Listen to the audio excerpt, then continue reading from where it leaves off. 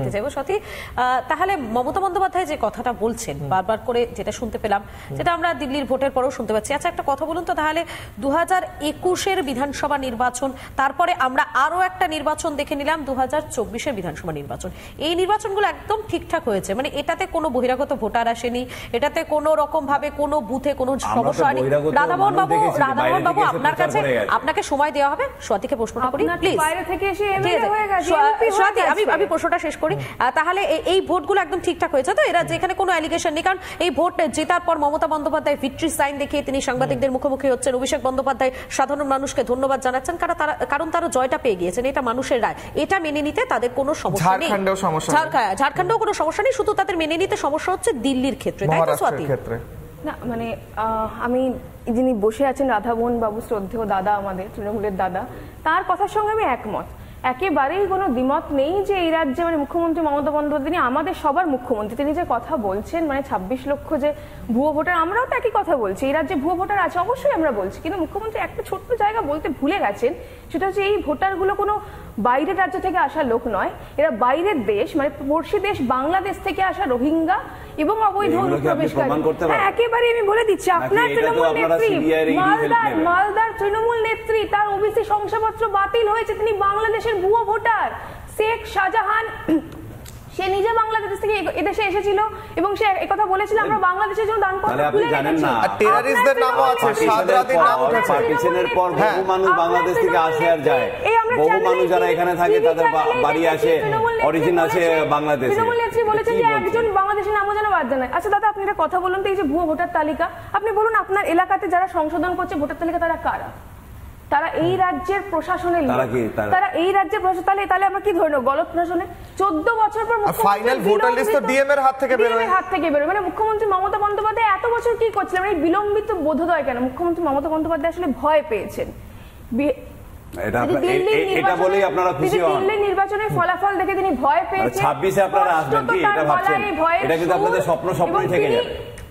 এই যে 26 লক্ষ ভোটার কথা বলছেন তিনি দিল্লির ভোটের, এখান থেকে আমি একটা বাইট শোনাবো। অভিষেক বন্দ্যোপাধ্যায়, না আমি একটা বাইট শোনাই। অভিষেক বন্দ্যোপাধ্যায় বলেছেন যে দিল্লির ভোট নিয়ে সমস্যা আছে, কারণ তার কাছে খবর আছে বহিরাগত কত লক্ষ ভোটারের কথা তিনি বলছেন। শুনুন যে কত লক্ষ ভোটার নাকি বাইরে থেকে এসে ভোট দিয়েছে বলে বিজেপি দিল্লিতে জিতেছে। একবার দেখে নিন বাইটটা।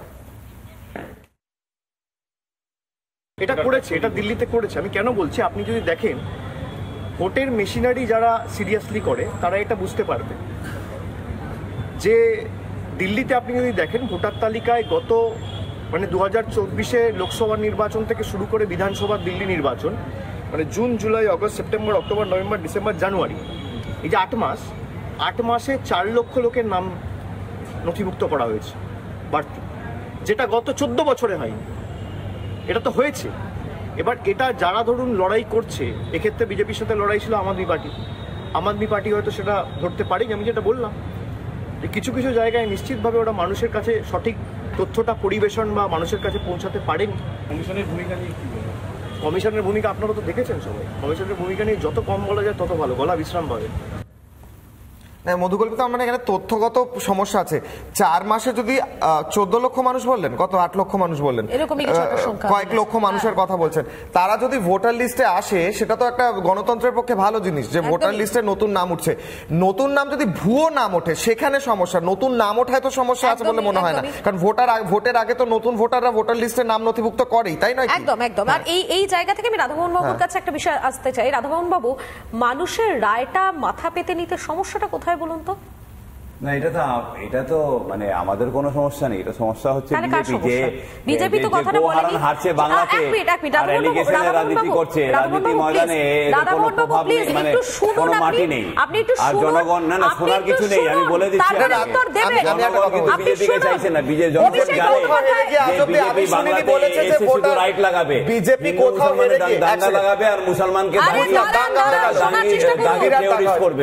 এরা মুসলমানকে দেখলেই টেররিস্ট বলে বলে দেয়। হলো এবার বিজেপি কোথাও হেরে গিয়ে আমি শুনিনি আজ পর্যন্ত বলেছে ব্যালট বক্সের সমস্যা কিংবা দিল্লি বা অন্য জায়গা থেকে ভোটার এসে ভোট দিয়েছে। বলবে কি করে? তাদের হাতে তো সব আছে, ওরা যদি বলে ওরা তো দেখানোর জন্য, ওরা তো দেখানোর জন্য, মানে আপনারা তিনজন কি বিজেপি হয়ে বলছেন? না না, আপনি কি বিজেপি হয়ে বলছেন? আপনাকে করছি তো, আপনি উত্তরটা কেন উঠবেন? আপনি বসুন, আমাকে বলতে দিন। যখন প্রশ্ন করেছেন আনসারতে দেখুন, this is not good anchoring, this is not good anchoring, this is not good anchoring. আপনি অ্যাঙ্কারিং জানেন না, আপনি আবার বলতে দেবেন না, আপনি বলতে পারেন না এই কথাটা। হ্যাঁ, আপনি গুড অ্যাঙ্কারিং পারেন না। আপনি একটা প্রশ্ন করেছেন, প্রশ্নের জবাব তো শুনবেন, উত্তর দিন সকাল সকাল। বলুন কি বলতে চাইছেন? জিনিসটা ইন্টারাপ্ট করবেন না। যখন প্রশ্ন করেছেন আনসার ভুল বললে আচ্ছা বলতে দিন, তাহলে আমার শেষ হলে তাহলে ভুল বলবো, ভুল ঠিক বলুন। আমি সোয়াতিকেও থামিয়েছি, প্লিজ বলুন। জিনিসটা হচ্ছে যে দেখুন, সেন্ট্রাল গভর্নমেন্টে হাতে সব আছে, ইলেকশন কমিশন থেকে নিয়ে পুরো ইলেকশন প্রসেসটা সবটাই সেন্ট্রাল গভর্নমেন্টের আছে। কিন্তু জিনিসটা হচ্ছে সেন্ট্রাল মানে বিজেপি কিন্তু ডেমোক্রেসিটা মানে না। বিজেপি জেতার জন্য সব জিনিস করে। বিজেপি মানে জিনিসটা হচ্ছে যে অপোজিশন যে থাকাটা দরকার, সেই অপোজিশনকে শেষ করার জন্য উঠে পড়ে লেগেছে। ফার্স্ট। সেকেন্ড হচ্ছে বিজেপির সবথেকে বড় প্রবলেম হচ্ছে যে বাংলার মাটিতে জনগণ ইনাদেরকে কিন্তু মানছে না। তাই জন্য আপনি দেখুন, বুঝলাম এখানে, তাই জন্য দেখুন আপকি বার 200 পার এখানে,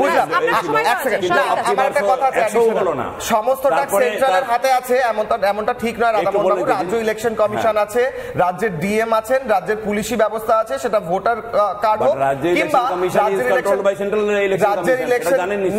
ইলেকশন কমিশন ইন্ডিপেন্ডেন্টলি কাজ করে। সেন্ট্রাল ইলেকশন কমিশনের গাইডেন্সে যখন ইলেকশন আরম্ভ হয় তখন সেন্ট্রাল ইলেকশন কমিশন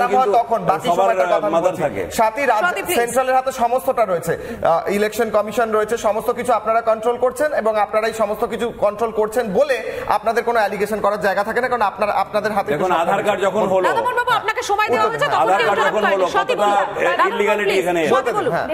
ওনার কথা সূত্র ধরেই বলছি, উনি একজন আইনজীবী, এটুকু তো উনি বুঝবেন নিশ্চয়ই। তাহলে ওনার কথা সূত্র ধরেই বলছি, সবকিছু সেন্ট্রালের হাতে আছে, তা সত্ত্বেও 2021-এর নির্বাচনে তৃণমূল জিতেছে। আমরা দেখেছি সন্ত্রাস হয়েছে, ছাপ্পা ভোট, 2024 মানে এতগুলো ওরা সংসদ পেয়েছে। তাহলে আমি মানে ওনার এই সার্টিফিকেট আমি গ্রহণ করলাম।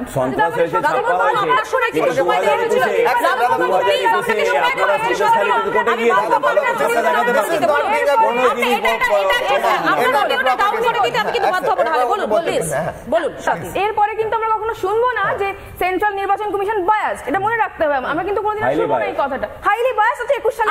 আপনি বলুন প্লিজ। তো আমি একটা ছোট কথা মনে করি যে উনি হয়তো জানেন না, প্রশান্ত কিশোর যিনি ছিলেন ওদের দলের ভোটের কাণ্ডারি, আরে ভোটের কাণ্ডারি তো আপনাদের ছিলেন 2014 ভুলে যান না, ওটা প্রশান্ত কিশোরের জন্যই আপনারা এই রাজ্যের বাসিন্দা হয়ে গিয়েছিলেন। তিনি কোথাকার আসলে? তিনি বিহারের মানুষ।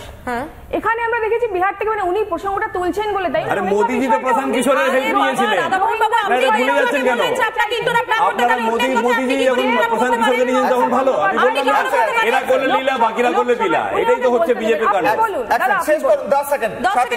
যে মুখ্যমন্ত্রী মমতা বন্দ্যোপাধ্যায় বলেন আমরা সবাই নাগরিক, যে মুখ্যমন্ত্রী মমতা বন্দ্যোপাধ্যায় তৎকালীনকালে সংসদে থাকাকালীন লোকসভায় স্পিকারের মুখে কাগজটা ছুড়ে দিয়েছিল, আপনারা একটু আগে দেখালেন, সেই মুখ্যমন্ত্রী মমতা বন্দ্যোপাধ্যায় মুখ্যমন্ত্রী থাকাকালীন বলছেন অনুপ্রবেশ বলে কিছু নেই, আমরা অনুপ্রবেশ মানি না। গত কয়েক বছর এবং কয়েক মাসে যত জায়গায় ভুয়ো ভোটার, অবৈধ নাগরিক ধরা পড়েছে, সমস্ত রোহিঙ্গা প্রত্যেকে এই রাজ্য থেকে কার্ড বানিয়ে নিয়ে গেছে, হাতেও ভোটার কার্ড রয়েছে, এই রাজ্য থেকে কার্ড রয়েছে। আমার সময় একদম শেষের দিকে, এখানে আমি একটা কনক্লুশন ড্র করতে পারছি। রাধামোহনবাবু 1 মিনিট, আমার একটা কনক্লুশন ড্র করতে পারছি যে এই রাজ্যে সমস্তটা কিছু সেন্ট্রালের হাতে থাকতে পারে ইত্যাদি, যদিও সেই তথ্যটা ঠিক নয়। কিন্তু আমার কথা হচ্ছে, যখন এই রাজ্যে কিংবা অন্যান্য রাজ্যে ইন্ডিজোট হোক বা মমতা বন্দ্যোপাধ্যায়ের দল তৃণমূল কংগ্রেস হোক, তারা যখন জেতে, সেই ক্ষেত্রে দাঁড়িয়ে কোনো সমস্যা, কোনো ডেমোক্রেসি ইন ডেঞ্জার, কখনো ব্যালট বক্সের সমস্যা হয় না। কিন্তু বিজেপি জিতলে সেই সমস্যাটা হয়, কোথাও যেন কন্ট্রাডিকশন পায়। মানে 2024-এর বিধানসভা নির্বাচন আমরা দেখলাম, আমরা তারপরে দেখেছি পঞ্চায়েত ভোট, সেই পঞ্চায়েত ভোটেও কিন্তু আমরা দেখতে পেলাম একেবারে মানে একটা ক্লিন চিট দেওয়ার মতো, মানে খুব ভালো কাজ হচ্ছে, হ্যাঁ সাধারণ মানুষের জয়। কিন্তু যখনই অন্য কোথাও বিজেপির উপর মানুষ আস্থা রাখে, ঠিক তখনই জানো এই ইন্ডি জোটের যারা তথাকথিত শরিকরা রয়েছেন, আচ্ছা কিশোর, এই ইন্ডি জোটের শরিকদের মধ্যেও কিন্তু অনেক মত মতভেদ আছে, দিল্লি ভোটের পর সেটা কার্যত স্পষ্ট হয়ে যাচ্ছে, ঠিক তখনই মানুষের রায়টা মাথা পেতে নিতে অনেক অনেক সমস্যা। আর এই প্রশ্নগুলো যখন মুখের উপর করা হয় না, ঠিক তখনই অপ্রিয় হয়ে যায় আমরা, সঞ্চালকরা অপ্রিয় হয়ে যায়। কেন জানেন তো? কারণ আপনারা প্রথমে শিখুন মানুষের রায় কিভাবে মাথা পেতে নিতে হয়, মানুষের কথাটা আপনারা আগে শেখার চেষ্টা করুন, শোনার চেষ্টা করুন, তারপরে রাজনীতিটা না হয় করবেন, তাই তো কিশলয়? একদমই তাই। আচ্ছা, আড্ডার খবর আজকে এই পর্যন্তই। দেখতে থাকুন রিপাবলিক বাংলা।